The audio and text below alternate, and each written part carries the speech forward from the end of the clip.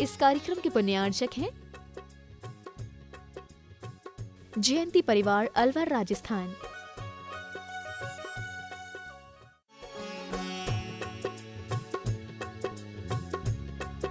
जुत्तो शुद्ध नानुवो वै शिरसाम एक शाही भंते शुद्ध भक्ति का विश्व को तुषारोचम अंगो बंग पहिनी पाहोड़ परियम में शुद्ध परिमाण ओग पुबुग चुलियाय चेव सुत्तथ दुहम काहिम स्यारज काला मंचे में पूजे वृंदावन में शामी दुखों को मुखो बोला हो।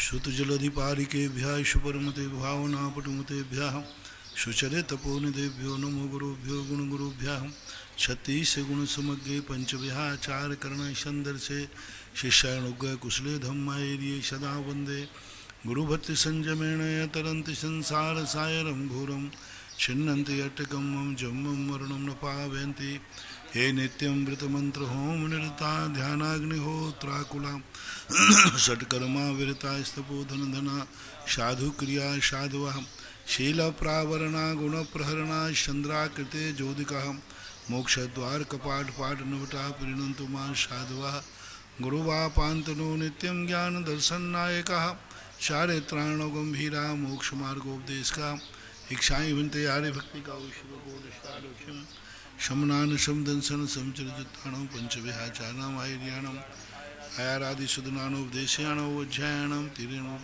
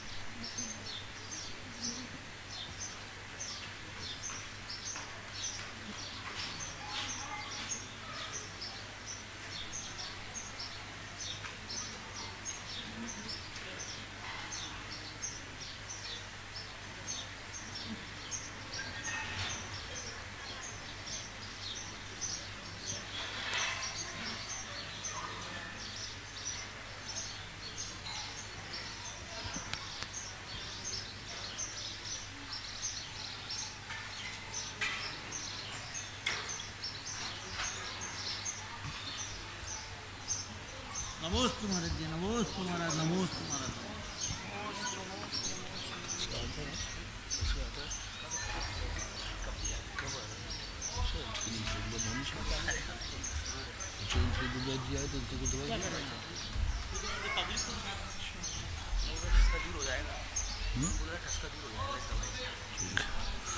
अपराह्निक प्रक्षणा स्वाध्याय विलाम श्री का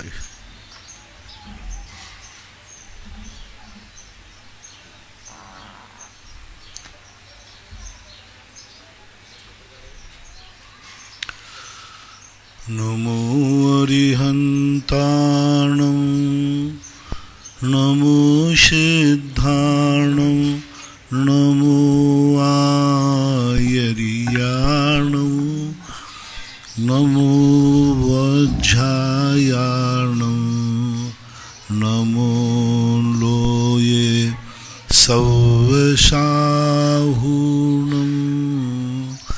पंच परमेष्टि भगवान की जय। आचार्य श्री गुरुवर कुंद कुंद महाराज की जय। आचार्य श्री गुरुवर विद्यासागर महाराज की जय। परम पूजनीय निर्व्यापक श्रमण मुनि श्री सुधा सागर जी महाराज की जय हो। चुल्लक श्री गंभीर सागर जी महाराज की जय।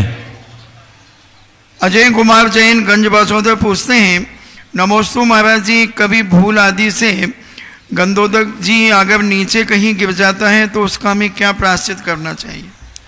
देखो, लगाने के पहले नहीं गिरना चाहिए।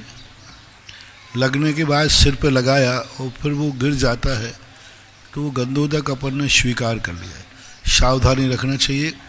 पहले से प्रायश्चित लगने पर तुम सावधानी कम कर दोगे, गिर जाएगा तो कोई बात नहीं, महाराज ने तो प्रायश्चित बता दिया है।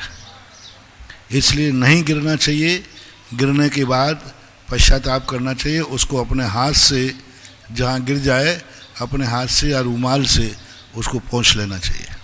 महेंद्र जैन पत्रकार इंदौर से पूछते हैं, नमोस्तु महाराज जी, अष्टप्रतिहार जी के साथ वेदी पर विराजमान किए जाते हैं तो उनका क्या महत्व है? ये भगवान का वैभव कहलाता है। जैसे एक राजा होता है तो राजा का एक वैभव होता है, चिन्ह होते हैं कि ये मान करके माना जाता है कि ये राजा जा रहा है। जैसे आप लोगों के यहाँ पहले लाल बत्ती होती थी, तो लाल बत्ती से आप अंदाज लगा लेते IAS ऑफिसर है, कलेक्टर है, SP है, आदि आदि कोई भी संकेत होते हैं। इसी प्रकार ये तीर्थंकर का वैभव है। उनकी पुण्य प्रकृति शाता वेदनी कर्म के कारण से मिलते हैं और ये वेदियों आदि पर व्यवस्थित रखे जाएं। ऐसे तुम लोग बाजार में जाके स्टील का ला के रख देते हो, ये अष्टप्रतिहारी आके ऐसे ही जा कर के रख देते हो। गरिमापूर्ण होना चाहिए, व्यवस्थित होना चाहिए। भगवान नहीं ढकना चाहिए, भगवान के सामने विराजमान नहीं करना चाहिए। उन प्रातिहारी को रख देते हो, भगवान ही ढक जाते। उनको साइड में रखो, वैभव है इनका, भगवान के सामने नहीं रहता। तो इस प्रकार के प्रातिहारियों के लिए व्यवस्थित करके रखना चाहिए। शगुन रूप, मांगली रूप हैं, वैभव युक्त। देखो, ज्योतिष शास्त्र में आता है कि एक राजा, मनुष्य कभी, पुरुष कभी मांगलिक नहीं होता, कभी मांगलिक नहीं होता। स्त्री तो मांगलिक होती है, कन्या मांगलिक है, विवाह के बाद सौभाग्यवती हो जाती, मांगलिक है। पुरुष कभी मांगलिक नहीं होता है, चाहे वो कुंवारा हो चाहे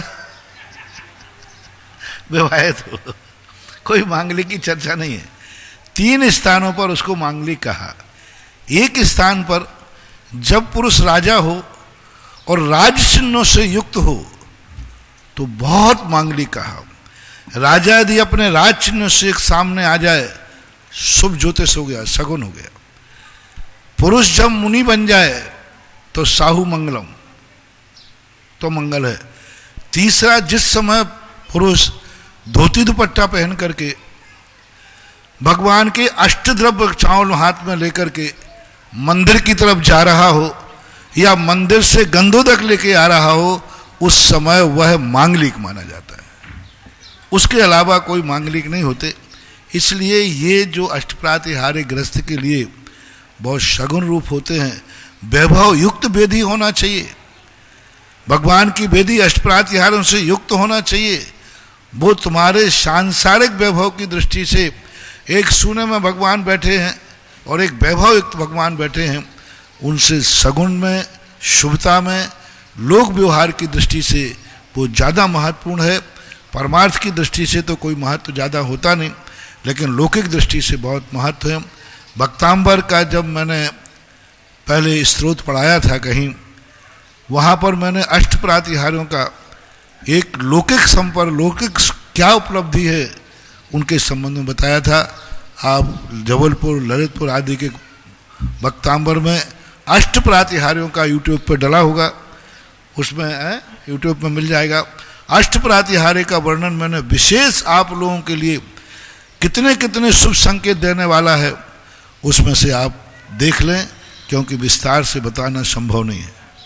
श्रेयांश कुमार जैन कुरवाई विदेशों से पूछते हैं, नमोस्तु महाराज जी, धर्म को जीवन में कैसे उतारें? अधर्म से बचने के लिए ठोकरें खाओगे तो अपने आप धर्मात्मा बन जाओ, या तो अपने गुरु के कहने पर, अपने पूर्वजों के कहने पर। अच्छी बात जो होती है, व्यक्ति सदा नहीं जानता कि धर्म क्या है, अच्छा क्या है, बुरा क्या है। तो प्रकृति ने इसलिए कर्म भूमि के मनुष्य को माँ बाप की गोदी में डाला कि तुम्हें अच्छे बुरा का निर्णय नहीं करना है। जिसकी गोदी में तुम जन्म ले रहे हो वो तुम्हारे अच्छे बुरे का निर्णय करेगा। वो जो कहे वो अच्छा है, जो मना कहे वो बुरा है, यह स्वीकार करना चाहिए। आगे जाकर के जब मोक्ष मार्ग में तो पूज्यवर समंतभद्र महाराज 2000 वर्ष पहले रत्नकरण श्रावकाचार में कहते ग्रस्त से, तुम अच्छे बुरे का निर्णय नहीं कर पाओगे, तुम धर्म अधर्म का निर्णय नहीं कर पाओगे। तुम्हारा गुरु होना चाहिए, गुरु की पहचान करो। तुम्हारा देव कैसा है, देव की पहचान करो, शास्त्र की पहचान करो। इनको आप पहचान लीजिए, फिर ये जो कहें वह करो, वही धर्म है, और जो ये मना करें वही अधर्म है। बस इससे ज्यादा कुछ नहीं कहूंगा। तुम धर्म अधर्म की पहचान नहीं कर सकते, ग्रस्त तो कर ही नहीं सकता। इसलिए एक दिन हमने प्रवचन दिया था कि एक ग्रस्त ने पूछा कि मेरा कल्याण कैसा होगा, तो समंतभद्र महाराज कहते हैं तुम्हारा भगवान कैसा है, खोटा की चोखा? अरे भाई मेरे से पूछो मैं खोटा हूं कि चोखा हूं।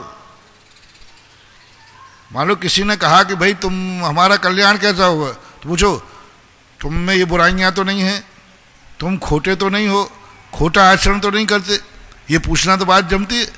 समंतभद्र महाराज की विधि बिल्कुल भिन्न थी। किसी ने पूछा मेरा कल्याण कैसे होगा, तो उन्होंने ये नहीं पूछा तुम कितने खोटे हो, कितने चोखे हो, कितने बुरे हो, अच्छे हो। उन्होंने कहा तुम्हारा भगवान कैसा है, भगवान बताओ कैसा है। वो दंग रह गया। हम तो दुनिया में गए तो सबने पूछा तुम ये करते हो तो बुरे हो, ये करते हो। समंतभद्र कहते तुम्हारा भगवान कैसा है, तुम कैसे हो ये नहीं पूछा। तुम्हारा गुरु कैसा है, तुम कैसे हो ये नहीं पूछा। तुम्हारा शास्त्र कैसा है जिसको तुम पढ़ते हो, तुम कैसे हो ये नहीं पूछा। और जवाब आया मेरा देव चोखा है, मेरा गुरु चोखा है, मेरा शास्त्र खोटा है। समंतभद्र महाराज कहते जाओ तेरा बेड़ा पार हो जाएगा। दर्पण मुंह कितना भी काला हो चलेगा, दर्पण काला नहीं होना चाहिए, क्योंकि दर्पण ही काला हो गया तो फिर मुंह दिखाएगा कौन, मुंह कौन दिखाएगा कि मैं काला हूं। तो ऐसी बात है। इसलिए धर्म क्या है, अधर्म क्या है, मोक्ष मार्ग में देव शास्त्र गुरु को पहचानो। वह जो कहे वही धर्म है, और जो मना कहे वही अधर्म है। लोक व्यवहार में, परिवार में, प्रकृति ने तुम्हें जिसकी गोद में जन्म दिया है, प्रकृति ने जिसकी शरण में तुम्हें जन्म दिया है, प्रकृति ने तुम्हें जिसके हवाले किया है, वो जो कहे वही तेरा धर्म है, और जो मना करे वही अधर्म है। ये गृहस्थ के लिए और ये परमार्थ के लिए ऐसा विभाजन करना चाहिए। कंचन जैन वैली पटना से पूछती हैं, नमोस्तु महाराज जी, हम लोग मंदिर जी में प्रतियोगिताओं में शक्कर का मानसम, पिछी, कमंडलू आदि बना करके लाड़ू बनाते हैं, फिर उनको चढ़ाते भी हैं, तो माली उन्हें तोड़ देता है, तो उसका दोष क्या हम लोगों को लगता है? पहली बात तो पिछी कमंडल आदि बना के लाड़ू नहीं बनाना चाहिए। प्रतियोगिताओं में करते हैं, प्रतियोगिताओं में लाड़ू नहीं बनना चाहिए। ये पहले बच्चों में गड़िया गुल्ला बोलते थे, गड़िया गुल्ला शक्कर के बनते थे। कोई मुर्गा बना देता था, कोई तोता बना देता था, और वे शक्कर के बने बिकते थे मेलों में, और बच्चे लोग लेते थे। मैंने इसकी गर्दन खा ली, मैंने इसका पैर तोड़ दिया। तो ये संकल्पी हिंसा की स्थिति बन जाती है। नाना आकार नहीं बनाना चाहिए। निर्वाण लाड़ू जो है एक जो तबले के आकार का है उसी आकार का बनना चाहिए। तबले का आकार कहो, दिया के आकार का कहो दीपक में, और ये नाना आकार नहीं बनाना चाहिए। राहुल जैन जतारा से पूछते हैं, नमोस्तु महाराज जी, हमारे कुएं में पानी कम हो गया है तो क्या उसमें हम गंधोदक जी डाल सकते हैं? नहीं, मेरी दृष्टि से गंधोदक को आप उसको छिड़क सकते हैं, गंधोदक आपकी श्रद्धा है तो, लेकिन गंधोदक फिर उसका पानी पीने में काम आएगा, सूखा हुआ तो फिर भी चल जाएगा, ऐसा विचार करना है।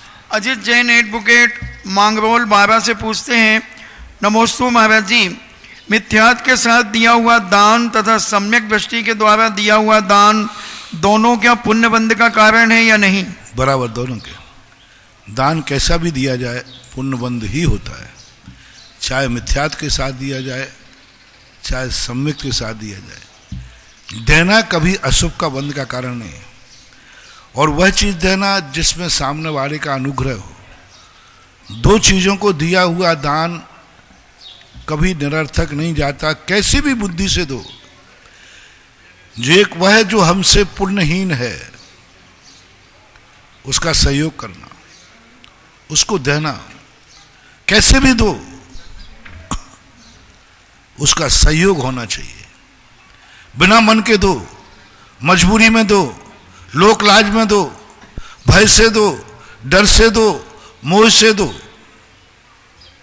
अपने से पुण्यहीन को, मान लीजिए कोई पुण्यहीन है, भिखारी है, गरीब है, गौशाला है, गाय है, कोई भी चीज अपने से पुण्यहीन है, अब उसके लिए तुम्हें दान देना है, मन नहीं है, लेकिन चार लोग कह रहे हैं देना पड़ रहा है, लेकिन किसको जाएगा? पुण्यहीन को, गरीब को, दुखी को, उसको सहयोग मिलेगा, पुण्य बंध ही होगा। थोड़ा पुण्य कम बंध होगा। तुम्हारी मजबूरी में देना पड़े, लोभ भाव से देना पड़े, दो, पुण्य बंध ही होगा, कम बढ़ हो सकता है। इसी प्रकार दूसरा दान जो हमसे अधिक पुण्यवान है, जो हमसे अधिक गुणवान है, जो हमारे पूजनीय हैं, धर्म है, गुरु है, शास्त्र है, ये हमारे पूजनीय हैं, इनको भी तुम कैसे भी दो, मजबूरी में दो, लोक लाज में दो, लोक व्यवहार में दो, मान से दो, माया से दो, लोभ से दो, लाभ ही मिलेगा। फर्क इतना आएगा कि मोक्ष मार्ग संबंधी नियम नहीं बनेगा, लेकिन पुण्य का बंध तो होगा ही होगा, क्योंकि तुमने पूज्य पुरुष को दिया है। मान लो लोभ में दिया तुमने कि हम देंगे तो आगे हमें सब दे, तो भी पुण्य बंध होगा। मान कसाय से दिया कि ये देने से मेरा नाम हो जाएगा, कोई बात नहीं, नाम तो हुआ लेकिन काम भी तो हुआ। मान लो किसी ने मंदिर नाम के लिए बनाया, कई लोग कहते हैं महाराज नाम से जो मंदिर बनाएंगे, नामकरण के कारण जो धन खर्चे मूड, मरकर हाथी होएगा आगे करके सूंड, ऐसा लोग कहते। तो मैंने कहा भैया हाथी तो हुआ, सूकर तो नहीं हुआ, कुत्ता बिल्ली तो नहीं हुआ, हाथी तो हुआ, पुण्य बंद होता है, ऐसी बात नहीं है। उसने लोभ में दिया, नाम के लिए, मान के लिए दिया, चलो उसने मंदिर मान के लिए बनाया, लेकिन दर्शन करने वाले वहां मान ही करेंगे कि पुण्य भी कमाएंगे? उसने तो मान के लिए बनाया, उसने तो कसाय से बना दिया, लेकिन अब वो हजारों साल के जो मंदिर बन गया और वे हजारों लोग धर्म ध्यान करेंगे, उसका क्या होगा? वो तो लाभ हो। तो चाहे मान कसाय से बनाओ मंदिर तो भी धर्म की प्रभावना है, लोभ से बनाओ तो भी धर्म की प्रभावना है, और परमार्थ बुद्धि से बनाओगे तो दोनों हाथ में लड्डू है, अन्यथा एक हाथ में लड्डू तो कहीं गया ही नहीं है। ममता जैन बूंदी से पूछती हैं, नमोस्तु महाराज जी, मुझे बार बार दो मुनिराज और विमान आदि स्वप्न में दिखते हैं, इसका क्या फल हो सकता है? अच्छा है। महक जैन भोपाल से पूछते हैं, नमोस्तु महाराज जी, मैंने विद्याधर से विद्यासागर पुस्तक में पढ़ा कि एक स्थान पर आचार्य श्री विराजमान थे, वहाँ बहुत सारे मच्छर थे। तो एक श्रावक ने कहा कि मैं मच्छरदानी लगाऊंगा। तब आचार्य श्री ने कहा नहीं, हिंसा होगी। तो उसने पूछा कैसे हिंसा होगी, तो आचार्य श्री मुस्कुरा दिए। तो इसका क्या मतलब हुआ? मैं बता देता हूँ इसका। बहुत अच्छा उदाहरण है। आचार्य श्री की भाषा तुम्हें समझ में नहीं आती, हमारी भाषा बहुत जल्दी समझ में आ जाती है। आप बहुत भूखे हैं और जाली लगी हुई है, भोजन अंदर रखा हुआ और ताला लगा हुआ है, और बहुत प्यास लगी, बहुत भोजन लगा और कोई गुंजाइश नहीं है वो ताला खुलने की। कैसा लग रहा है? परिणाम बताओ ना। आकुल व्याकुल परिणाम हो रहा है कि नहीं? अरे भोजन रखा, पानी रखा है, लेकिन चारों तरफ से पैक है, कोई चार भी नहीं है, तो कितने आकुल व्याकुल परिणाम होंगे। इसी प्रकार मच्छर के भोजन तुम हो और चारों तरफ से मच्छरदानी रखी है और वो मच्छर भूखा है, वो कहता है ये रखा भोजन हो, मैं भूखा हूं, तो वो भी आकुल व्याकुल परिणाम होगा। तुम्हारे निमित्त से किसी के आकुल व्याकुल परिणाम होना, यही हिंसा है। बड़े लोगों का सोच बहुत बड़ा होता है। छोटे लोग तो सोचते हैं मच्छर मरे तो हिंसा है, बड़े लोग सोचते हैं नहीं, मेरे कारण से थोड़ा भी दुख उठाना पड़े। यदि चींटी यहाँ जा रही है तो हम लोग सोचते नहीं, हटाना नहीं, क्योंकि उसको हमारे कारण से रास्ता बदलना पड़ेगा तो उसको कष्ट हो सकता है। तो सूक्ष्म जब हिंसा की तरफ ध्यान जाता है तब साधु को दिखता है कि इसमें हिंसा है। दूसरी बात है, मच्छरदानी आदि लगाने से एक परिसय कम होता है। हमारे 22 परिसय, उसमें एक दंश मशक नाम का परिसय आता है, तो एक निर्जरा का द्वार कम होता है और परिसय में एक सहिष्णुता कम हो जाती है, एक तपस्या है। श्रीमती रजनी जैन लोहाड़िया मानसरोवर जयपुर से पूछती हैं, नमोस्तु महाराज जी, विदेश क्षेत्र में सदा चौथा काल रहता है, तो सदा काल कैसा रहता है? अजितनाथ भगवान से महावीर स्वामी तक के बीच का काल ऐसा चलता है या फिर सदा एक सा आदिनाथ के समय का चलता है? विदेश क्षेत्र के काल के संबंध में कहा, तृतीय काल का अंत और चतुर्थ काल का प्रारंभ, यानी ऋषभदेव के समय जो व्यवस्थाएं थीं, जो स्थितियां थीं, जो हाइट आदि थी, वही व्यवस्था विदेश क्षेत्र में होती है, महावीर स्वामी के समय की नहीं। क्योंकि महावीर स्वामी के समय की व्यवस्थाओं में बहुत 363 मत के हिंसा, झूठ, बहुत सारी चीजें हो जाती है और इस समय काया बहुत कम हो जाती है।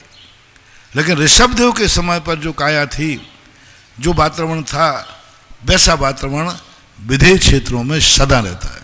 नविता जैन कोटा से पूछती हैं, प्रवज्जा दीक्षा से क्या संबंध है, क्या जाने हम प्रवज्जा से? प्रवज्जा का अर्थ ही है दीक्षा। प्रवज्जा का अर्थ होता है हे को छोड़कर उपादेय को ग्रहण करना, इसको बोलते। भक्ति में पढ़ा पंचम चारित्र लाभाए, ऐसा इसका क्या अर्थ है? पंचम चारित्र का अर्थ है यथाख्यात चारित्र। चारित्र 4 प्रकार के होते, 5 प्रकार के होते हैं।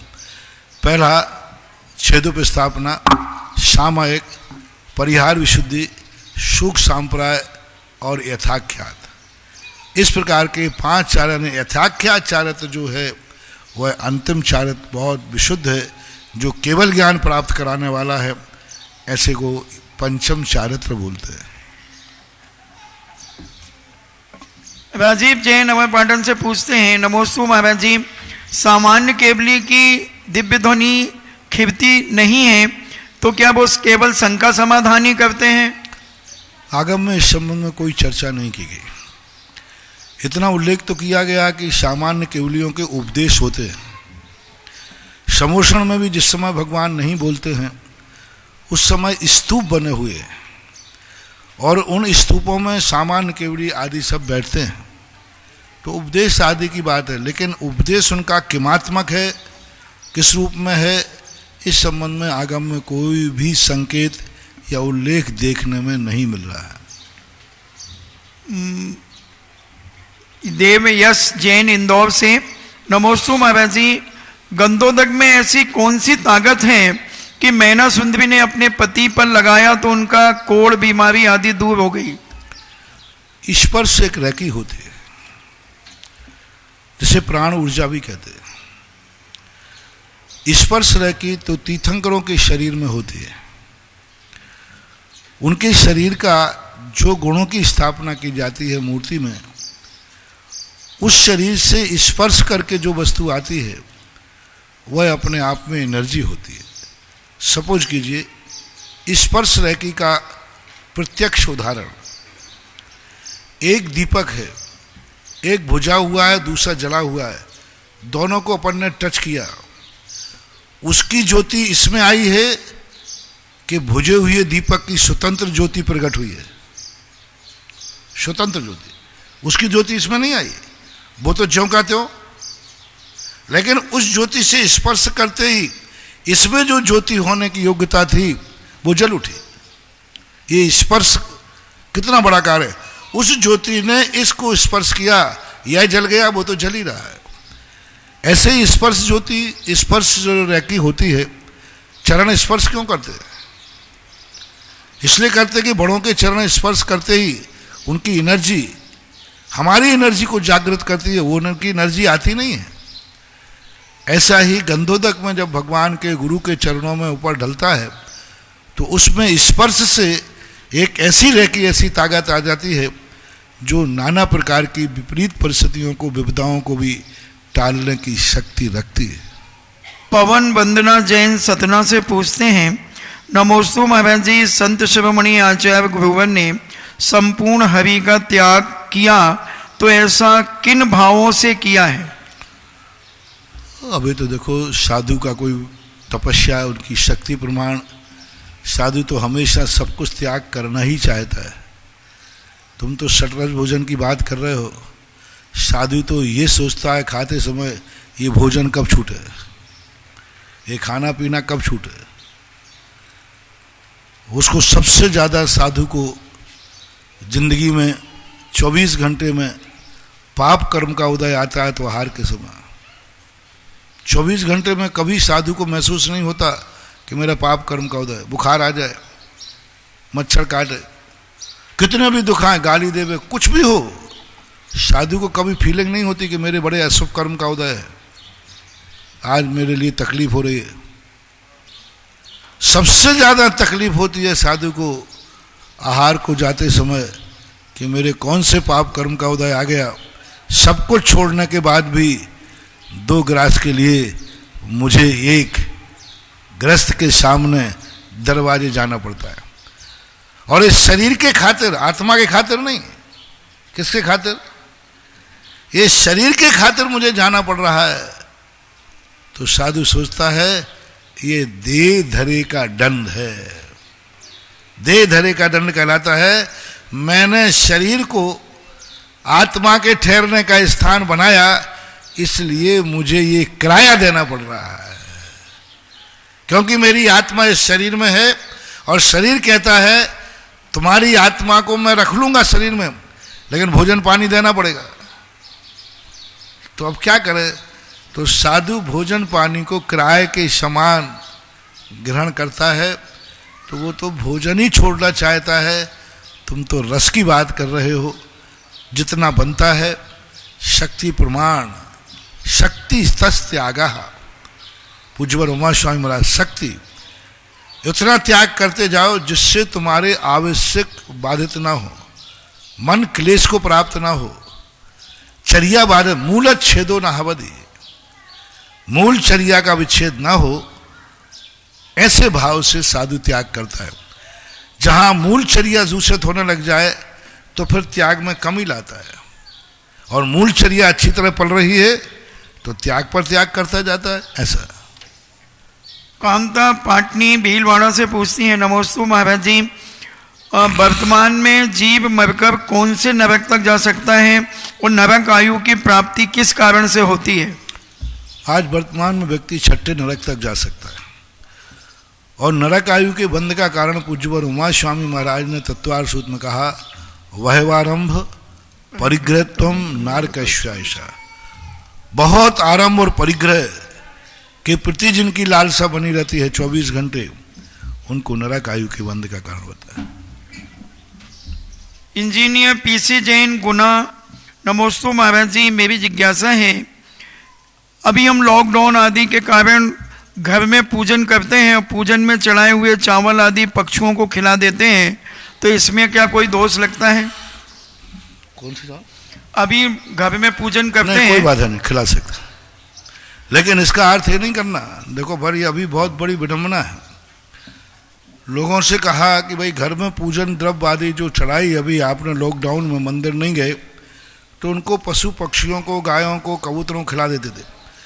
तो लोगों ने क्या कर लिया, अब मंदिर में जाते हैं, अपनी पूजा करेंगे और पूरी द्रव्य समेट के लाएंगे और अपनी गाय को खिलाएंगे, अपनी छत पे कबूतरों को डालेंगे। एक पंथ पूजा की पूजा हो गई और कबूतर दाना भी हो गया। ये गलत हो गया, बहुत गलत हो गया। मंदिर में चढ़ाने के बाद उस द्रव्य को ना तो निजी उपयोग में ले सकते हो और ना अपने हाथ से उठाकर किसी को दे सकते हो। अपने हाथ से उठा के किसी को नहीं दे सकते।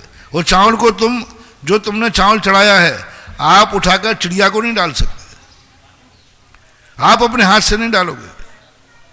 आप किसी को उठाकर अपने नौकर को देना, कई लोग करें, अपना विधान किया और सारी द्रव्य समेटी और घर जाकर अपने नौकर को देंगे ना, मालिक को क्यों दें? आप नहीं उठा सकते। ये व्यवस्था यदि करना है तो कमेटी करेगी।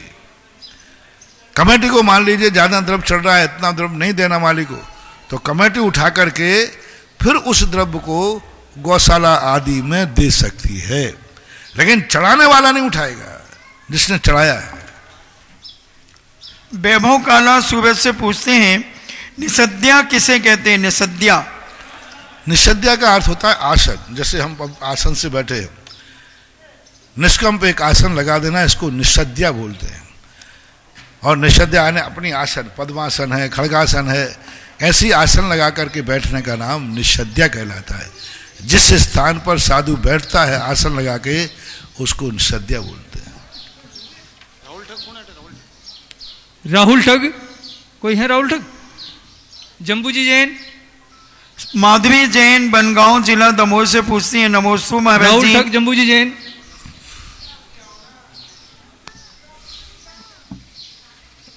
माधवी जैन बनगांव जिला दमोह से पूछती, नमोस्तु महाराज जी, किसी बच्चे से जब हम कुछ कहते हैं तो वो कहता है टाइम नहीं है, और किसी बड़ों से कहते हैं वो कहते हैं टाइम नहीं है, तो महाराज जी टाइम की क्या परिभाषा है ऐसी कि? टाइम की कोई परिभाषा नहीं होती है। टाइम का अर्थ इतना ही होता है, जिस समय जिसको जो कार्य करना है उस समय वह कार्य उसी समय किया जाता है तो टाइम नहीं है। लेकिन जिस कार्य के लिए टाइम का कोई पाबंदी नहीं तो टाइम ही टाइम होता है। अब जिस समय किसी को कहीं जाना है और गाड़ी का टाइम हो रहा है, उसने कहा साहब 2 मिनट सुनना, तो वो क्या कहेगा? भाई मेरे पास टाइम नहीं है, क्योंकि उसकी गाड़ी का टाइम निश्चित है। किसी दूसरे कार्य के लिए टाइम जब निश्चित हो जाता है, फिर यदि कोई उसमें दूसरे कार्य कराने की बात करता है तो कहा जाता है कि मेरे पास टाइम नहीं है।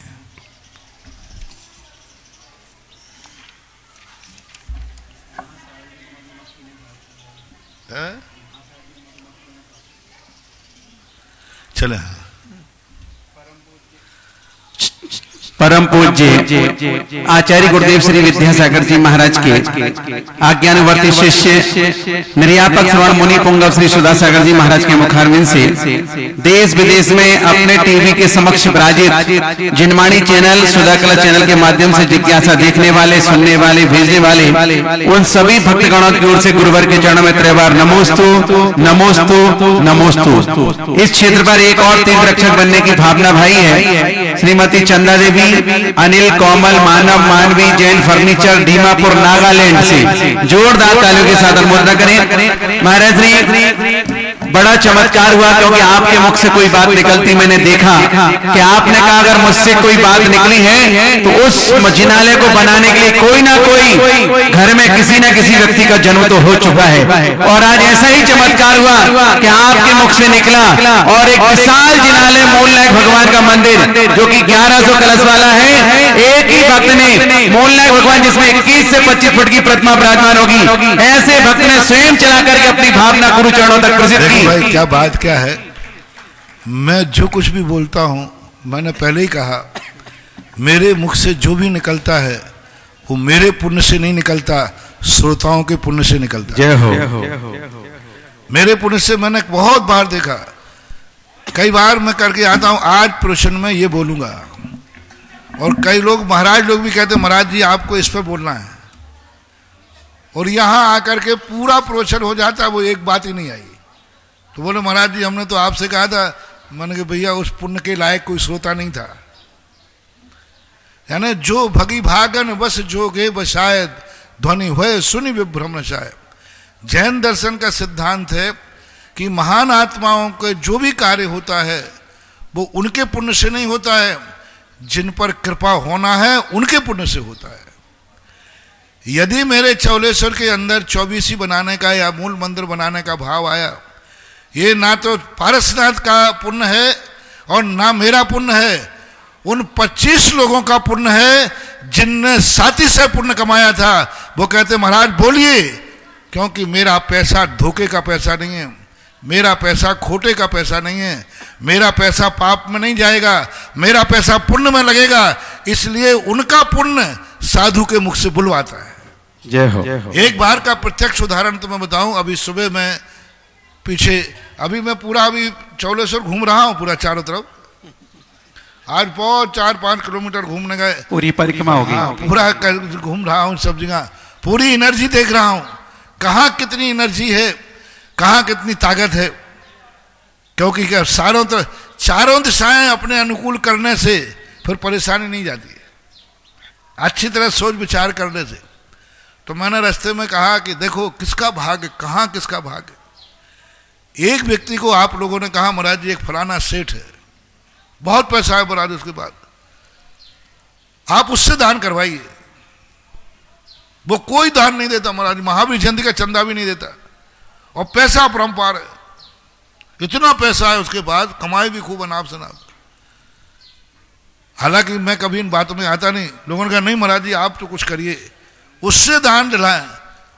तो मैंने सोचा कि ठीक कोई बात नहीं, मैं थोड़ी बातों में आ गया आपके, मैंने करवा दूंगा।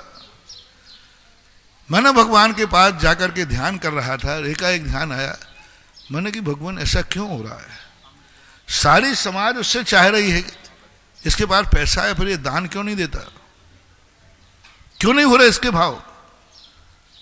सुनो, बहुत बड़ी, सारा जगत सुने जो मुझे आभास हुआ। मैंने पहले ही कहा कई बार मेरे से भगवान बोलते हैं और वो भाषा मैं समझता हूं, उधर आवाज आई अंदर से, तुम भूल करके उसका पैसा इस मंदिर में मत लगवा लेना,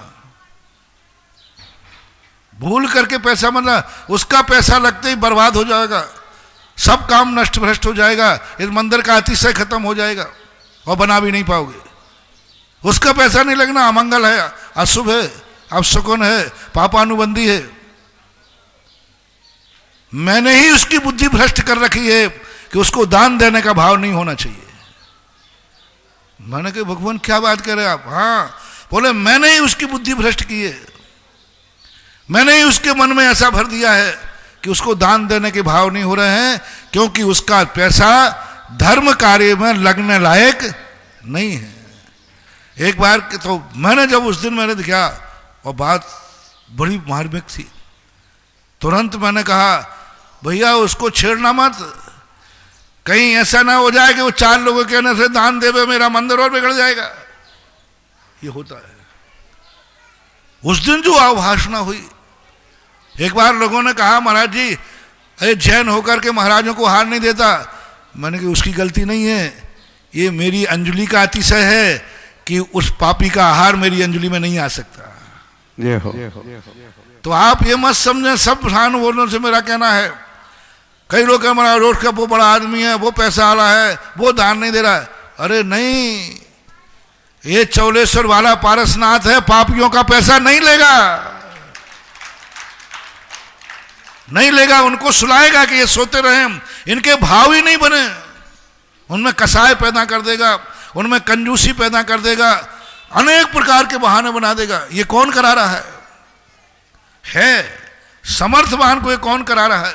समर्थवान नहीं दे पा रहा, लोभ के कारण, मोह के कारण, कसाय के कारण, कोई नहीं बंधु, ये चौलेश्वर वाला बाबा है।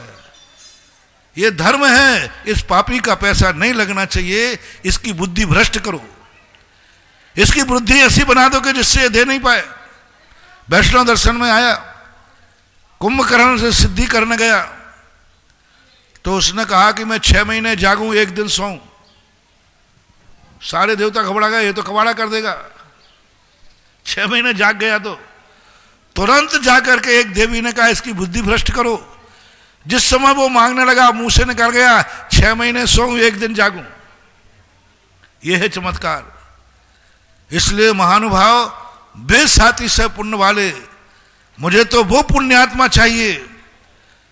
देखो कहां दक्षिण भारत से फोन लेकर के, नंबर लेकर के और पहुंचाया कि नहीं महाराज के पास बनाओ। कल जो हमने कहा ना, मैंने तो ये सोचा था कि कल जिसने 4 जिनालय बोले, हे पार चौलेश्वर पारसनाथ, आधा तो वो सीढ़ी चढ़ गया, आधा आप खींच लो डोरी। और ये बात लगी लोगों को, कहीं वही जरूर महाराज खींच लेंगे। तो एक व्यक्ति ने कहा वही भगत है कि आपका, तुरंत जाकर महाराज से कहो। और उन्होंने कहा था महाराज को तुरंत श्रीफल और पीले चावल चढ़ा देना। यही बात मां भक्त ने दक्षिण भारत में जब गोमटेश बाहुबली बने, एक मां भक्त बेटे ने बनाया। चौलेश्वर में जो मूल नायक बनेगा वो एक मां भक्त बेटा बनाएगा, जिसने मां की भक्ति पर ऊपर, मां की श्रद्धा पर, मां की आस्था पर समर्पित करके। और देखो चौलेश्वर पारसनाथ का मूल मंदिर बनने का अर्थ है सब बन गया। जय हो। अब ये 24 तो बहुत छोटी सी चीज है, यूं यूं बाएं हाथ से, बाएं हाथ से, दाएं हाथ से नहीं, बाएं हाथ। कहते ना ये तो बाएं हाथ का खेल है। 24 कोई मायना नहीं रख रहे।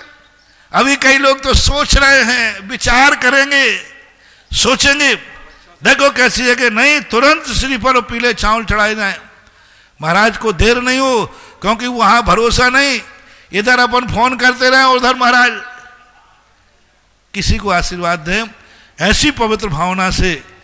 अब जरूर मुझे विश्वास हो रहा है कि चौलेश्वर पारसनाथ में अतिशयों की बरसात होगी। जय हो, जय हो। ऐसे पवित्र लोग आ रहे हैं, ऐसी भावना लेके आ रहे हैं, जिनको कोई बोल नहीं रहा, कह नहीं रहा, कुछ नहीं कर रहा है, और अपने आप दान दे मन हरस विषय। और मूल नायक में दोनों परिवार, आज और कल दोनों परिवारों ने इतना बड़ा कार्य मूल नायक भगवान को बनाने का, इतना विशाल। चौलेश्वर में कभी 21-25 फुट पद्मासन बैठेंगे भगवान। कल्पना करो, ये पंडाल का है ना, सिर वहां होगा ऊपर,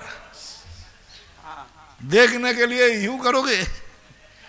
ऐसी कल्पना, बहुत बड़ा उस परिवार के लिए, बहुत बहुत आशीर्वाद। बस उसने यही कहा है, गुप्त दान महादान। जय हो। पर वो ध्यान रखना, वो सारी दुनिया में गुप्त है, माँ और गुरु के लिए गुप्त नहीं है। हाँ। माँ के लिए खुला है और गुरु के लिए भी खुला है। बहुत बोलो बंधुओं, देखिएगा कितना बड़ा पुण्य का काम है कि उस व्यक्ति ने अपनी माँ की भावना को साकार करने के लिए माँ और बेटे ने मिलकर, पिता ने मिलकर ये भावना भाई, और तुरंत महाराज जी के चरणों में निवेदन किया, क्योंकि उन्हें पता था कि महाराज जी के पास अगर हम 1 मिनट भी लेट हो गए तो ना जाने कौन भक्त आकर के ये निधि को ले लेगा। और उन्होंने कहा, महाराज जी अब आप किसी से आशीर्वाद नहीं देंगे, इस बड़े जिनालय को बनाने की मेरी भावना है, और मैं भी ये पैसा जो आप समय सीमा कमेटी दे रही है उससे पहले ही ये पैसा चुका दूंगा, ताकि जिनालय तैयार हो। ऐसे कर्नाटक, बेंगलोर से ऐसे भक्त ने भावना भाई, आप जोरदार ताली जाए। और उनका श्रीफल कमरे में तो चढ़ा दिया था, लेकिन अभी हमारे ब्रह्मचारी लोग उस परिवार की ओर से श्रीफल चढ़ाएंगे और महाराज श्री आशीर्वाद उन्हें प्रदान करेंगे। पीले चावल जरूर रखना ना, माँ ने कहा था कि पीले चावल लेके आ जाओ भाई। पीले, उसने कहा था पीले चावल सहित नारियल चढ़ाना। वो शगुन मानते ना तुम लोग, पीले चावल मांगलिक। देखो ये है, उस दिन मेरे मुख से निकला था कि मैं कौन होता हूं चौलेश्वर विकास करने वाला। जो कोई मेरे मुंह से बुलवा रहा है वो दुनिया में जरूर कहीं पैदा हो चुका है।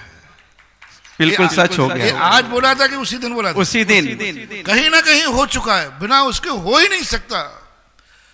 और ये 24 वाले भी हो गए हैं। अभी इसके बाद भी कुछ पुण्यात्मा बनेंगे जो मेरे से फिर कुछ और बुलवाएंगे। ये मत समझना, अभी मेरा का मामला ऐसे ही है। जब इनके प्रदीप भैया के अशोकनगर में, जब सन आज से नहीं है 91 की बात है शायद, 9 है, उस समय एक मंदिर बनने की बात थी, तो मुझे सोच के लिए ले गया। बोले महाराज जी इस मोहल्ले में एक चैत्यालय होना चाहिए, छोटा सा चैत्यालय होना चाहिए। तो हमने कहा कि भैया गांव के मंदिर में बहुत सारी मूर्तियां, एक मूर्ति लाके रख लेना, पूजा पाठ चालू हो जाएगी। बोले नहीं, मेरा मन है कि नई मूर्ति बनाई जाए। नहीं बेटा, तो मैंने कहा बैठा लेना, हाथ धो रहा हूं मैं, हाथ धो, मैंने कहा भाई कर लेना। दूसरा आ गए थे, महाराज जी इसने कैसे आशीर्वाद दे दिया, मैं भी बैठा लूंगा। तो मैंने कहा दो कर लेना। फिर मैंने जब तक कायेश्वर किया तो तीसरे इकट्ठे हो गए, बोले यहाँ मूर्ति बनान, बोले महाराज जी ऐसे कैसे होगा, हमने 3 बैठा लेना। जब तक मैं बढ़ता गया रास्ते में 24 हो गई। सुभाष नगर मंदिर में प्रवेश किया, मैं 10 मिनट के लिए कमरे में गया, प्रवचन में आता, बाहर आकर हंगामा मच गया, इन 24 को कैसे आशीर्वाद दिया गया, हम लोग नहीं है क्या? हमने कही लड़ो मत, त्रिकाल 24 ही कर लो 72।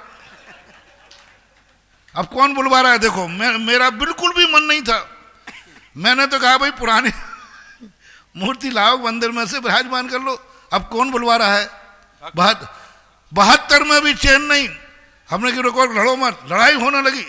मैंने कहा अभी 20 तीर्थंकर और हैं, 20 तीर्थंकर के बाद भी लड़ाई होने लगी, अभी तो बच्चे हैं, अशोकनगर कोई छोटा मोटा स्थान थोड़ी है। फिर मैंने कहा अब मैं भगवान कहां से लाऊं? तो तुरंत ध्यान आया, मैंने कहा अरे गौतम स्वामी, सुधर्म स्वामी, जम्मू स्वामी है, नियम से भक्तों के मुक्ति। मैं तो जब बहुत जब भी मैं भाव आता है, जरूर कोई साथी से पुण्यशाली है जो उसका पुण्य कह रहा है कि मेरा पैसा पाप में नहीं जाएगा, मैंने जो पसीना कमाई की है ये गलत कार्यों में नहीं जाएगा, मेरा पैसा धर्म में ही जाएगा। अब मैं धर्म में कहां लगाऊं? तो गुरु के मुख से कहलवाता है। ये फोन तो बाद में आया, वो फोन मेरे पास पहले आ गया था। कब? टेलीपैथी से। जब वो इतना है कि वो तुम्हारे इंटरनेट में नहीं आता, वो अपने आप अंदर आता है और बुलवाता है। बहुत बहुत आशीर्वाद ऐसे परिवार के लिए और साथी सह पुण्य के लिए।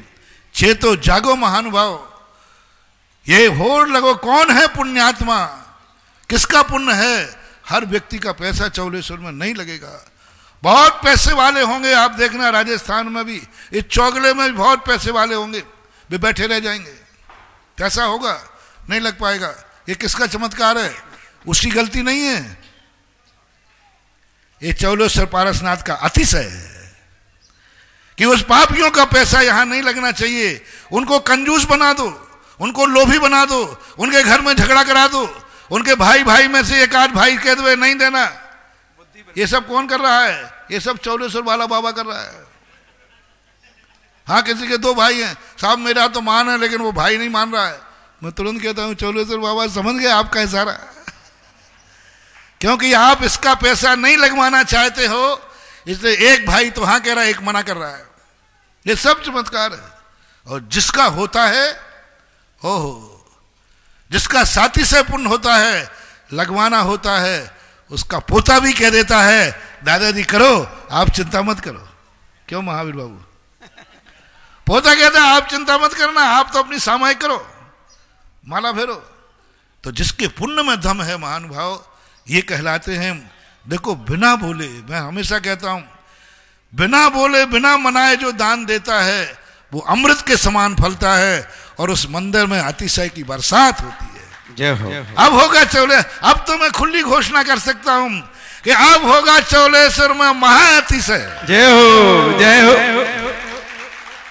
क्योंकि जब दान उल्लसित होकर के दिया जाए, वो दान उतना ही फलता है, पूरे परिवार को, सबको आशीर्वाद है। दुनिया में बड़े मंदिरों की घोषणा बाद में होती है, लेकिन ये पहला चमत्कार है गुरुदेव के मुख से निकला था। और उस चमत्कार का प्रभाव रहा कि 4 जो विशाल मंदिर और थे 200 कलश के, वो भी कल हो गए, और जो मूल मंदिर था वो भी आज हो गया। बोलिए चमलेश्वर के पार्श्वनाथ भगवान की, माँ पिता और पुत्र की भावनाओं को। मूल मंदिर एक तरफ रखो, 24 एक तरफ रखो, 24 तो बनेंगी, बनी गई। मूल मंदिर जितने का है उसमें 24 बन जाती, यानी 50% तो काम हो गया।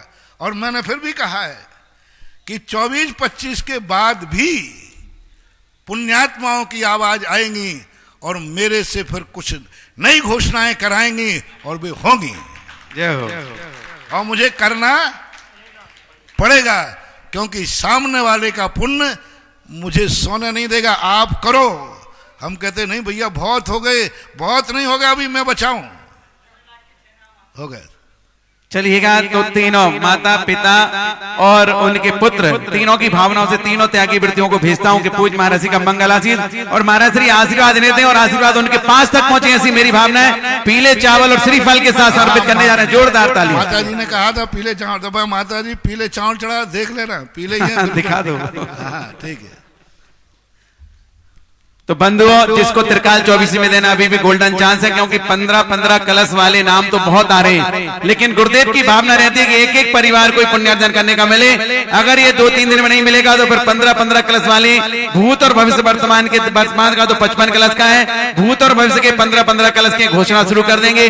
फिर आपका पुण्य आप जाने, क्योंकि चौकले वाले अभी भी जाग जाए, क्योंकि दुनिया में इतना बड़ा काम हो रहा है और हमारे गांव से लगा हुआ क्षेत्र, हमारे चौकले का क्षेत्र, हमारे पार्षद भगवान के क्षेत्र पर हम जिनालय नहीं बना पाए तो जीवन में इससे बड़ा दुर्भाग्यशाली हम नहीं होंगे। तो आइएगा, प्रथम जिज्ञासा के लिए आवाज दे रहा हूं एडवोकेट घीसालाल जी जैन भीलवाड़ा, और तैयार रहे श्रीमती सुनीता जी कोटा।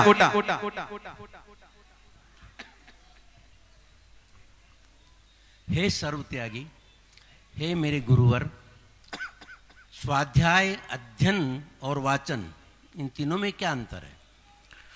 स्वाध्याय में दृष्टि होती है स्व अधि निकटे तिष्ठति ही इति स्वाध्याय। जो अपने आत्मा के अभिमुख ठहरना चाहता है, दुनिया को हट करके, वो स्वाध्याय कहलाता है। अध्ययन का जो रूढ़ अर्थ है उसमें भी आने की आदि ध्यानम, मतलब निकट आना, निकट का ध्यान करना, लेकिन रूढ़ अर्थ जो अध्ययन में आता है दुनिया को जानना। स्वाध्याय में व्यक्ति अपने आप को जानने का प्रयास करता है और अध्ययन में व्यक्ति दुनिया को जानने का प्रयास करता है। और वाचना का अर्थ होता है जो हमने जाना है उसको कम से कम एक बार मैं उसको वाच तो लूं। वाचना का अर्थ होता है एक किसी चीज को सामान्य दृष्टि, इसको क्यों पढ़ रहे हो, यूं बांच रहा हो। अध्ययन करने वाला कहता है ना, मैं इसलिए पढ़ रहा हूं कि मुझे इस वस्तु का ज्ञान चाहिए, और बांचने वाला कहता है मैं बांच रहा हूं, बाद में बताऊंगा किस लिए बांच रहा हूं, पहले बांच लेता है। यानी सामान्य रूप से बांचना करना वाचना है। दुनिया को जानने के लिए जो किया जाता है वो अध्ययन है, अपने को जानने के लिए जो किया जाता है वो स्वाध्याय कहलाता है। ये रूढ़ अर्थ भी ऐसा मानना चाहिए। हे भगवान, धार्तिक खंड का नाम धार्तिक खंड का क्यों रखा? इनके नाम जो इसलिए रखे गए, धातकी नाम का वृक्ष है वहां, अपना जो जम्बू द्वीप कहलाता है। तो जो मेरू पर्वत है और मेरू पर्वत में देवकुरु उत्तर कुरु है, वहां पर एक जम्बू नाम का वृक्ष है जो अकृत्रिम है, पृथ्वी का है, इसलिए इसको जम्बू द्वीप कहते हैं। धातकी खंड में एक धातकी नाम का वृक्ष होता है, धातकी होती है, यहाँ जंगलों में छोटे, तो एक धातकी नाम का वृक्ष वहाँ उस क्षेत्र के अंदर पाया जाता है देवकुरुत्तर में, उस कारण से उसको धातकी खंड बोलते हैं। महाराज श्री एक और परम भक्त आपके जयपुर में डॉक्टर सुनील जी त्रसला जी। हे भगवान, 21 तारीख को आचार्य श्री का मेरी बेटी के यहाँ आहार हुआ, उसी दिन मेरे दामाद का जन्मदिन भी था, उसी दिन उसने 31 लाख रुपए का एक मंदिर भी वहाँ निमावर में लिया।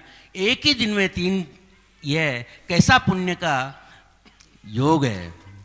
योग है। आचार्य से इसलिए नहीं गए थे कि तुम्हारे उनका जन्मदिन है, उस जन्मदिन का पुण्य था कि आचार्य को खींच लिया। जय हो। तो ये पुण्य का तो योग बनता ही है जब कुछ शुभ कार्य होते हैं। महाराज श्री एक डॉक्टर साहब सुनील जी त्रसला जी जो जयपुर में कॉलोनी में जिनालय बना रहे हैं और बहुत बड़े कार्डियोलॉजिस्ट हैं, यूएसए रिटर्न है और सवाई मानसिंह हॉस्पिटल में पदस्थ है। वो स्वाध्याय कर रहे थे तो उनके मन में एक जिज्ञासा है कि महाराज श्री के चरणों में त्रिबार नमोस्तु बोले। गुरुवर बताएं कि हम द्रव्य मन, भाव मन और आत्मा को कैसे समझें, इनमें क्या भेद है, कृपया कर मार्गदर्शन करें। द्रव्य मन तो वो एक ऐसी चीज़ है जो आँख कान के समान होती है। यहाँ जो हृदय होता है, जहाँ अपनी हड्डियाँ खत्म होती हैं, वहाँ 8 पाखुड़ी वाला है, इतना छोटा सा है, मांस से नसों से बना हुआ है। वो जैसे आँख कान नाक हैं, ऐसे ही जैसे अपन आँख से देखते हैं, इसी प्रकार वहाँ मन से सोचते हैं। तो मन का आकार होता है। कई आचार्यों ने मन को अस्थिर भी माना है। तो इस प्रकार का मन एक पौद्गलिक रचना है। भाव मन कहलाता है जो आत्मा का उपयोग, जब आत्मा का उपयोग मन के सहारे जानता है तो भाव मन है, आँख के सहारे देखता है तो भाव आँख है, कान के सहारे सुनता है तो भाव कान है, रसना के इंद्रिय सहारे चखता है तो भाव रसना है। तो जो हमारा ज्ञान उपयोग है, जिस इंद्रिय और मन का सहारा लेता है, उस समय वह ज्ञान वही वाला हो जाता है, ऐसा मानना चाहिए। आत्मा एक पृथक चीज है, मन और इंद्रियों से परे एक जीव द्रव्य है, और जीव द्रव्य का जो तत्व भाव होता है वह आत्मा होता है, ऐसा माना जाए। श्रीमती सुनीता जैन कोटा, और तैयार रहेंगे अंकित जी महुआ। नमस्ते महाराज जी, मेरी शंका है कि अष्टमी चतुर्दशी अष्टानिका पर्व और पर्युषण पर्व में जो हम श्रावकों के द्वारा पुण्य और पाप किया जाता है, उनका फल और दिनों से कम या ज्यादा होता है क्या? ज्यादा होता है। पर्व का दिन होता है अष्टमी, चतुर्दशी, दशलाक्षण पर्व। ये पवित्रता के लिए बनाए गए हैं, पवित्र कार्यों के लिए बनाए गए हैं। प्रकृति ने बनाए हैं, भगवानों ने बनाए हैं, गुरु ने बनाए हैं। जिसमें महापुरुषों ने या प्रकृति ने कहा हो यहाँ पवित्र कार्य करना, वहाँ तुम अपवित्र कार्य उस दिन करोगे तो वह गलत हो जाता है, अनुशासनहीनता कहलाती है। तो इस प्रकार अंकित जी महुआ, तैयार रहेंगे रीना जी आवा। गुरुदेव के चरणों में नमोस्तु नमोस्तु नमोस्तु। गुरुदेव, साल 2020 वैश्विक आपदा का साल रहा। संपूर्ण मानव जीवन गंभीर संकट से गुजरा, लेकिन जो विकसित देश हैं उन्होंने अपना कर्तव्य नहीं निभाया वैक्सीन में कोरोना के टाइम। लेकिन भारत है जो 70 से ज़्यादा देशों को वैक्सीन उपलब्ध करवा रहा है, मानवता की मिसाल पेश कर रहा है। वसुधैव कुटुंबकम का जो अपना चरितार्थ है वो प्रस्तुत कर रहा है। छोटा से छोटा देश हो, नेपाल हो, कहीं भी संकट आए, भारत हमेशा मानवता के लिए आगे से आगे खड़ा रहता है। तो क्या गुरुदेव आने वाले टाइम में विश्व को भारतीय अध्यात्म, धर्म, संस्कृति, सभ्यता, वसुधैव कुटुंबकम, इन सब भावनाओं से प्रेरित कर सकता है? भारत की सबसे बड़ी संस्कृति है श्रवण संस्कृति, गुरु संस्कृति, प्रभु संस्कृति। और गुरुओं ने विश्व का एक देश ऐसा है, विश्व के जितने संप्रदाय हैं, हर संप्रदाय ने अपने धर्म को मानने वालों को अच्छा कहा, बाकी दूसरों को द्रोही कहा, काफिर कहा। अपने देशवासियों को अच्छा कहा, बाकी दुनिया के लिए। विश्व का एक भारत देश है जिनके हर भारत के दर्शनकारों ने अपने भक्तों से कहा वसुधैव कुटुंबकम, सारी पृथ्वी हमारा कुटुंब है, उस पर रहने वाले जीव हमारे कुटुंब हैं। भारत की दृष्टि में कोई काफिर नहीं है, कोई देशद्रोही नहीं है। हर व्यक्ति के लिए कहते हैं कि नहीं। आपको एक हमें किसी ने सुनाया था कि एक पिक्चर बनी थी तुम्हारे यहाँ, गदर। उसमें तुम्हारे एक नागरिक को पाकिस्तान में बुलाया जाता है और वहां कहा जाता है बोलो पाकिस्तान जिंदाबाद, पाकिस्तान जिंदाबाद। भारतीय नागरिक को कहा बोलो पाकिस्तान जिंदाबाद। हमारे भारतीय नागरिक ने दावे के साथ कहा पाकिस्तान जिंदाबाद। लोग आश्चर्य में रह गए कि आज तक पाकिस्तान का कोई नागरिक भारत जिंदाबाद नहीं बोल सकता, बोलेगा भी नहीं। भारतीय व्यक्ति बोला पाकिस्तान जिंदाबाद। अब दूसरी बार कहा बोलो भारत मुर्दाबाद। बोले जब हम पाकिस्तान को मुर्दाबाद नहीं बोल सकते तो भारत को क्या मुर्दाबाद बोलेंगे? हम दुश्मन को भी जिंदाबाद कह सकते हैं, मुर्दाबाद का। तो ये भारत की संस्कृति रही। आपको मालूम है सन 1962 में जब द्वितीय विश्व युद्ध हुआ, जिस समय युद्ध हुआ, बांग्लादेश पर संकट आया, जो हमारे देश को थूक कर गए थे, लात मार के गए थे, ठुकरा के गए थे जब उनके ऊपर संकट आया, और जब वे लौट करके भारत में आए तो हमारे भारत के बच्चों ने जो बिस्कुट खाने के पैसे थे वो 10-10 पैसे के झंडे लेकर, शरणार्थी का झंडा, अच्छी तरह मालूम छोटे बच्चों को, 10 पैसे का एक झंडा था, उसको बोला ये पैसा शरणार्थियों के लिए दिया जाएगा। यानी जो हमसे दुश्मनी करके गए, जब उन पर संकट आया, वो शरण में आए, तो हमने उन्हें गले लगाया और उनको जीवन दान दिया। तो ये भारत की संस्कृति है। विभीषण का भाई राम की शरण में आया तो राम ने तुरंत उसे गले लगा लिया, मारा नहीं। दूसरे देश, यदि यहां का भाई रावण के पास पहुंच जाता तो निपटा देता वो। तो ये हमारी भारत की संस्कृति है। भारत सदा वसुधैव कुटुंबकम के उसमें रहा है, और आज इसी का परिणाम है कि भारत सबकी सहायता कर रहा है। और आज तक भारत ने किसी भी देश पर आक्रमण नहीं किया। सदा दूसरे लोगों ने आक्रमण किया है तो उनके दांत खट्टे जरूर किए, दांत जरूर खट्टे किए। तो ये हमारी संस्कृति है, गुरुओं की, धर्म की। पूनम जी भीलवाड़ा, अंतिम जिज्ञासा। गुरुदेव के चरणों में मेरा और मेरे परिवार एवं संपूर्ण चौगला समाज की तरफ से बारंबार नमोस्तु गुरु, नमोस्तु गुरु, नमोस्तु गुरु। गुरुदेव, राजस्थान सरकार ने महावीर जयंती के दिन रीट की परीक्षा का आयोजन किया। गुरुदेव, इसका विरोध सब जगह से हो रहा है, लेकिन राजस्थान सरकार को अभी तक इस बारे में कोई निर्णय नहीं किया है। गुरुदेव, अब हमें क्या करना चाहिए और महावीर जयंती को किस तरीके से? विरोध का स्तर बहुत छोटा होता है अपने। हमारे लिए यदि बहुत विरोध का स्तर करना है तो थोड़ा ऊंची आवाज में, आजकल क्या है राजनेता कम सुनते हैं, ऊंची आवाज में करना पड़ेगा। सारी समाज को कुछ ना कुछ अपना एक ऊंची आवाज में उठाना पड़ेगा। कोई कम से कम महावीर जयंती तो एक साल भर में एक ही त्योहार है जो सरकार हमें छुट्टी देती है, उस दिन तो किया जाए। तो ऊंची आवाज में मिलकर के आवाज लगाएं तो सुनवाई हो सकती है, होना चाहिए। गुरुदेव, कोर्ट में भी केस लगा दिया है, लेकिन क्या अब हमें क्या करना चाहिए आगे के लिए? कोर्ट में अच्छा वकील करके और प्रयास करना चाहिए।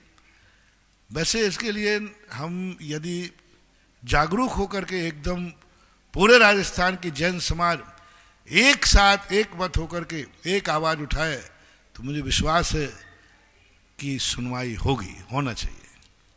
नमस्ते गुरु। जय हो। इस प्रकार से जिज्ञासा समाधान। क्या नाम था? वीरेंद्र जी टोंक। महाराज श्री के चरण कमलों में बारंबार नमस्तु नमस्तु नमस्तु। मेरा प्रश्न यह है महाराज साहब कि तीर्थ यात्रा करने और स्वयं द्वारा बहुतों को करवाने का क्या फल है? दोनों का अपने आप में फल है। स्वयं कर रहा है तो वो तो है ठीक है, आत्म कल्याण के लिए दुनिया करता है, लेकिन अपने साथ दूसरों को करवाने वाला व्यक्ति बहुत महान होता है। वो चाहता है कि मैं ही नहीं, तीर्थ से हर व्यक्ति पुण्य कराएं। वो परोपकारी होता है। आकाश में तारे होते हैं, हर तारा चमक के अपना अस्तित्व दिखाता है, लेकिन चंद्रमा एक ऐसा होता है जो स्वयं प्रकाशित होकर दुनिया को भी प्रकाश देता है। जय हो। तो स्वयं करके दूसरों के लिए कराते हैं, वे चंद्रमा के समान हैं, और जो स्वयं करते हैं वे तारागणों के समान है, ऐसा मानना चाहिए। इस प्रकार से जिज्ञासा समाधान संपन्न हुआ। इस कार्यक्रम के पुण्यार्चक थे जयंती परिवार अलवर राजस्थान।